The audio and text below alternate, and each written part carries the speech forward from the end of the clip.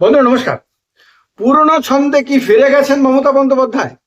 মানে 2011 পর্যন্ত বিরোধী নেত্রী হিসেবে যে লড়াকু মমতা ব্যানার্জিকে দেখা গেছিল, যে মমতা ব্যানার্জির ক্রমাগত বিরোধিতায়, ক্রমাগত প্রতিবাদে, ক্রমাগত আন্দোলনে একেবারে জেরবার হয়ে গেছিল বাম শাসন, 34 বছরের বাম শাসন শেষ পর্যন্ত বিধ্বস্ত হয়ে গেছিল যার ভয়ঙ্কর ভূমিকার কারণে, সেই মমতা বন্দ্যোপাধ্যায় কি আবারও জনসমক্ষে বেরিয়ে এসেছেন? গত কদিন ধরে সবাই দেখছেন, যত দিন যাচ্ছে তত বেশি বেশি করে বাংলার বাঘিনী আত্মবিশ্বাসী হয়ে উঠছেন। তার চোখে মুখে এখন পরিষ্কার আত্মবিশ্বাসের ছাপ। তার মধ্যে এখন আর ভয় ডর নাই, কোনো শঙ্কা নাই, কোনো সংকোচ নাই, কোনো ধরনের দুঃখ যন্ত্রণা ইত্যাদি কিচ্ছু নাই। যে যন্ত্রণার ছাপ তার চেহারার মধ্যে আপনার 4 মের দুপুরবেলা থেকে দেখা গেছিল, এবং বেশ কিছুদিন পর্যন্ত যা দেখে অনেকেই কষ্ট পেয়েছিল সেটা একরকম উধাও হয়ে গেছে। এবং যত দিন যাচ্ছে তত তিনি আগ্রাসী রূপে আবার দেখা দিতে শুরু করেছেন। তার সমর্থকরা তাকে যে রূপে দেখতে পছন্দ করে, তার সমর্থক, তার কর্মীরা তাকে বারবার যে রূপে ফিরে আসার জন্য কাতরভাবে অনুনয় নিবেদন করে আসছিল, তিনি আবার সেই রূপে ধরা দিতে শুরু করেছেন। যে রূপটাকে বিজেপি ভয় পায়, যে রূপটাকে সিপিএম ভয় পায়, যে রূপটাকে তার সমস্ত বিরোধীরা ভয় পায়, তিনি আবার সেই রূপে ফিরে আসতে শুরু করে দিয়েছেন। যখন তার দলকে ভেঙে টুকরো টুকরো করে দেওয়া হয়েছে, যখন তার হাত ছেড়ে দিয়েছেন তার সবচেয়ে পুরনো আপনার সহযোগীরা, যখন তিনি জানেন না যে আগামীকালকে আবার কে তার সঙ্গ ছাড়বে, আবার কে তার বিরুদ্ধে বিবৃতি দেবে, আবার কি রকম ভাবে তাকে নাস্তানাবুদ করার জন্য কোনো পরিকল্পনা করা হবে, যখন তিনি জানেন না এগুলো, মানে একটা অনিশ্চয়তার মধ্যে যখন তার প্রতিপক্ষ তাকে রাখার চেষ্টা করছে, তখন তিনি রাস্তায় নেমে আসছেন বারবার। কখনো আদালতে চলে যাচ্ছেন, সেখানে তার দলের কর্মী সমর্থক যারা ঘরছাড়া রয়েছেন, যারা আক্রান্ত হচ্ছেন, যাদের ওপরে ডিম দিয়ে হামলা করা হচ্ছে, যাদের নানানভাবে মিথ্যে মামলায় জড়িয়ে দেওয়ার অভিযোগ উঠছে, তাদের জন্য তিনি গিয়ে আদালতে দাঁড়িয়ে সওয়াল জবাব করছেন। কখনো তিনি রাস্তায় নেমে পদযাত্রা করছেন, ধর্ণা দিচ্ছেন, আন্দোলন করছেন, সমস্ত কিছুই করছেন। মানে এত অল্প সময়ের মধ্যে মাত্র 4 মে রেজাল্ট আউট হয়েছে। 4 মের পরে 4 জুন, 4 জুলাই, 4 আগস্ট এখনো আসেনি, মানে 3 মাস এখনো হয়নি সম্পূর্ণ। এর মধ্যেই তিনি আবার আগ্রাসী রূপে দেখা দিতে শুরু করেছেন। মানে তাকে তার প্রশংসকরা তাকে, যার জন্য বাঘিনী বলে, বাংলার বাঘিনী, সেই বাঘিনী রূপে আবার তিনি দেখা দিতে শুরু করে দিয়েছেন। বিজেপি এখনো পর্যন্ত বুঝে উঠতে পারছে না ঠিক কোন পরিকল্পনায়, ঠিক কোন চালে মমতা বন্দ্যোপাধ্যায়কে ঘায়েল করা যাবে। যারা ভেবে নিয়েছিলেন, বা মিডিয়ার যে সমস্ত লোকরা এতদিন ধরে কালীঘাটে তৃণমূল, ঋতব্রত তৃণমূল, এগুলো করে করে করে করে আপনার মানে একটা পাবলিক পারসেপশন তৈরি করার চেষ্টা করে আসছিল যে মমতা বন্দ্যোপাধ্যায় এখন আর অবিসংবাদী না, মমতা বন্দ্যোপাধ্যায় এখন আর সবার নেত্রী না, তার নেতৃত্ব এখন ডিভাইডেড হয়ে গেছে, তার প্রতি সমর্থন এখন ডিভাইডেড হয়ে গেছে। তিনি এখন কালীঘাট তৃণমূলের নামক একটা ছোট্ট অংশের নেত্রী মাত্র। আর তার বিরুদ্ধে বারবার বলা হচ্ছিল, কোথাও 60 জন এমএলএ নিয়ে বিরোধী দলনেতা ঋতব্রত ব্যানার্জির মহিমান্বিত করা হচ্ছিল বারবার। এবং অন্যদিকে সুদীপ বন্দ্যোপাধ্যায়, কাকলি ঘোষ দস্তিদার, এরা যারা তাকে ছেড়ে চলে গেছেন, 20 জনের মতন সাংসদ, তাদের মহিমান্বিত করা হচ্ছিল, বারবার বোঝানো হচ্ছিল এতজন সাংসদ তাকে ছেড়ে চলে গেছে। সেখানে একটা অজ্ঞাত কুলশীল পার্টি এনসিপিআই কে মহিমান্বিত করা হচ্ছিল। অর্থাৎ যারাই তাকে ছেড়ে যাচ্ছে, যারাই তার বিরোধিতা করছে, যারাই তার সমালোচনা করছে, এক দল মিডিয়া একটা পারসেপশন ক্রিয়েট করার চেষ্টা করছে যে তারা সঠিক, তিনি ভুল, তিনি এবং তার ভাইপো অভিষেক ব্যানার্জি তারা ভুল আছেন, তারা এতদিন স্বৈরাচারী ছিলেন, তারা এতদিন বাংলাকে শেষ করেছেন, তারা এতদিন ধরে মানুষকে জোর করে তাদের ইচ্ছার বিরুদ্ধে তারা ধরে রেখেছিলেন, তারা ভয়ের রাজত্ব কায়েম করেছিলেন। তাদের অন্যায় দেখেও এই সাংসদরা কিছু বলতে পারেননি, তাদের অন্যায় দেখেও এই বিধায়করা কিছু বলতে পারেননি।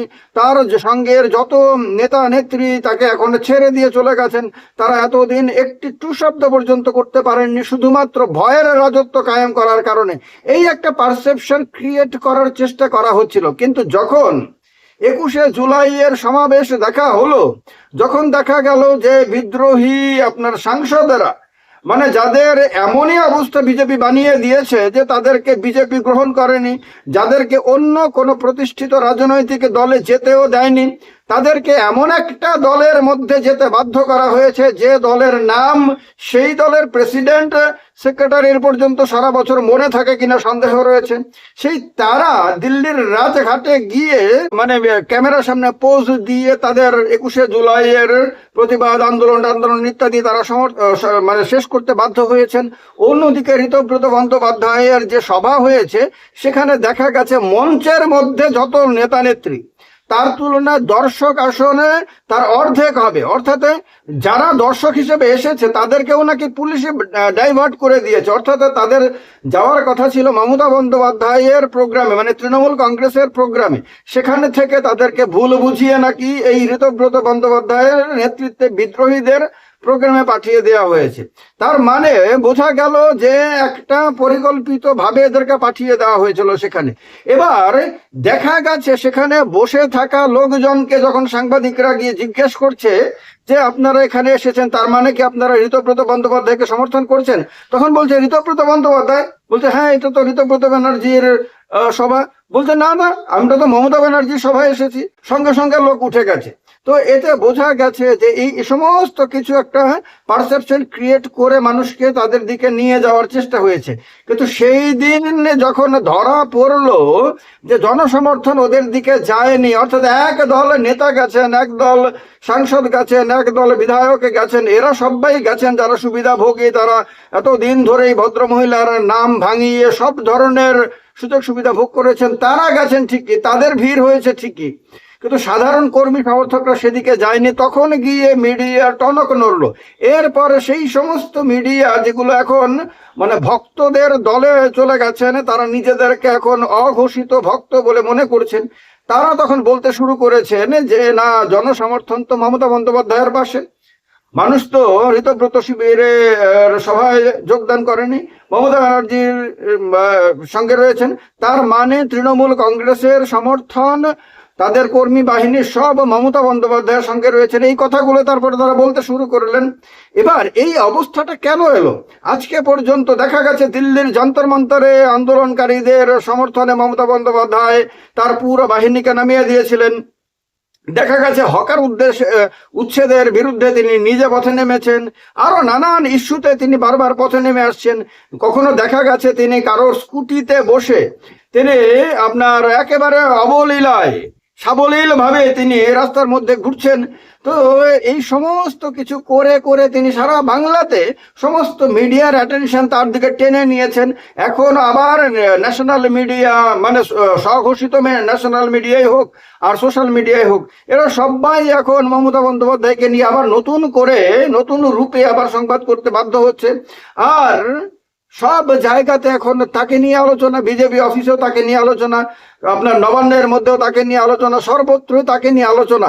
আমার মনে হয় না, যতটুকু আমাদের দেশের রাজনীতিকে আমি ছোটবেলা থেকে দেখে এসেছি সচেতন নাগরিক হিসেবে, আমার মনে হয় না ভারতবর্ষে কোনো রাজ্যে কোনো দিন এইরকম হয়েছে যে একটি দল ক্ষমতাচ্যুত হওয়ার পরে মানে এইরকম তার মধ্যে বিভাজন হয়েছে অল্প সময়ের মধ্যে, এবং সেই দলের সর্বময় নেতা বা নেত্রী এইরকম ভাবে আবার ঘুরে এসেছেন 3 মাসেরও কম সময়ের মধ্যে। এইরকম আর কখনো কোন রাজ্যে ঘটেনি, কেন্দ্রেও কখনো ঘটেনি। এটা ঠিক যে 77-এর আপনার পরাজয়ের পরে ইন্দিরা গান্ধী আবার ঘুরে দাঁড়িয়েছিলেন, কিন্তু তার জন্য তিনি সময় নিয়েছিলেন। 3 বছরের মধ্যে তিনি আবার নিজের জনপ্রিয়তা তিনি ফিরে পেয়েছিলেন।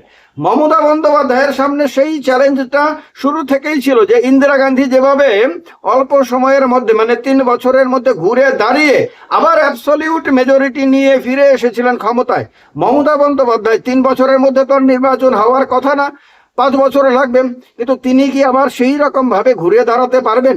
তিনি কি আবার তার দলকে ক্ষমতায় ফিরিয়ে আনতে পারবেন? এই প্রশ্ন শুরু থেকে উঠে আসছিল এবং গেল রাব উঠেছিল। সব দিক থেকে বলা হচ্ছিল যে তার দল একেবারে শেষ হয়ে যাবে, তিনি একেবারেই রাজনৈতিকভাবে মানে কোণঠাসা হয়ে যাবেন এবং তিনি তার মানসিকভাবে বিপর্যস্ত হয়ে যাবেন, তিনি আর মানসিকভাবে তার আত্মবিশ্বাস ফিরে পাবেন না। কিন্তু আমি আমার সমস্ত দর্শকদেরকে বলবো যে তার সাম্প্রতিক কালের যে ছবিগুলো, সেগুলো যদি আপনারা ভালো করে দেখার সুযোগ পান, তার ফেসবুক পেজে গেলে পাবেন বা যে কোনো সোশ্যাল মিডিয়া তে আপনি পাবেন তার অসংখ্য ছবি, একদম লেটেস্ট আজকে কালকের যে ছবি, তাতে আপনারা ভালো করে দেখবেন তার চেহারার মধ্যে এখন বিন্দুমাত্র উদ্বেগ উৎকণ্ঠা নেই, তার চেহারার মধ্যে কোনো ধরনের আশঙ্কা নেই, ভয় নেই, কিচ্ছু নাই। তিনি এখন সম্পূর্ণভাবে আত্মবিশ্বাসী এবং উৎফুল্ল, এটা তার চেহারার মধ্যে পরিষ্কারভাবে বোঝা যাচ্ছে। এইটা একজন নেত্রী যখন এই স্তরে চলে আসতে পারেন, তখন তার পেছনে থাকা হাজার হাজার লক্ষ লক্ষ সমর্থক অনুগামী কর্মী আবার উজ্জীবিত হয়ে ওঠেন এবং আবার তারা নতুন করে স্বপ্ন দেখতে শুরু করেন। সেই স্বপ্ন দেখানোর কাজটা এত অল্প সময়ের মধ্যে তিনি দেখাতে শুরু করেছেন, যেটা অকল্পনীয় ছিল, যেটা একেবারে অভাবনীয় ছিল। এই অবস্থাতে মমতা বন্দ্যোপাধ্যায় কি আবার সেই 2011 পর্যন্ত যে রূপে ছিলেন, সেই রূপে সম্পূর্ণভাবে বাংলার রাজনীতিকে কি উথাল পাথাল করে দেবেন? তিনি কি আবার রাজনৈতিক ঝড় তুফান বাংলাতে তুলতে পারবেন, যেটা সারা ভারতবর্ষে যারা বিরোধী, যারা স্তিমিত হয়ে গেছিল, যারা ঝিমিয়ে পড়েছিল, যারা মনে করেছিল যে এভাবে আর কিচ্ছু করা যাবে না, দলগুলো, বিরোধী দলগুলো একে একে শেষ হয়ে যাবে এবং নরেন্দ্র মোদীর নেতৃত্বাধীন বিজেপি বা এনডিএ শুধু এগোতে থাকবে, তাদেরকে আটকানো যাবে না এবং বিরোধী নেতারা কোনোভাবেই আর লড়াইয়ে ফিরতে পারবেন না, তাদের সবাইকে কি তিনি আন্দোলিত করে দেবেন? সেই লক্ষ্যে কি মমতা বন্দ্যোপাধ্যায়ের প্রত্যাবর্তন প্রক্রিয়া শুরু হয়ে গেছে মনে হয় আপনাদের? কমেন্ট বক্স রয়েছে, কমেন্ট করে জানানোর জন্য। আর আমার একটা হিন্দি চ্যানেলে রয়েছে পলিটিক্যাল ইন্ডিয়া নামে, তার লিঙ্ক পেয়ে যাবেন ডেসক্রিপশনে। লিঙ্কে ক্লিক করে পলিটিক্যাল ইন্ডিয়াকে সাবস্ক্রাইব করে সঙ্গে থাকবেন। ভালো থাকবেন সবাই। জয় হিন্দ, বন্দে মাতরম।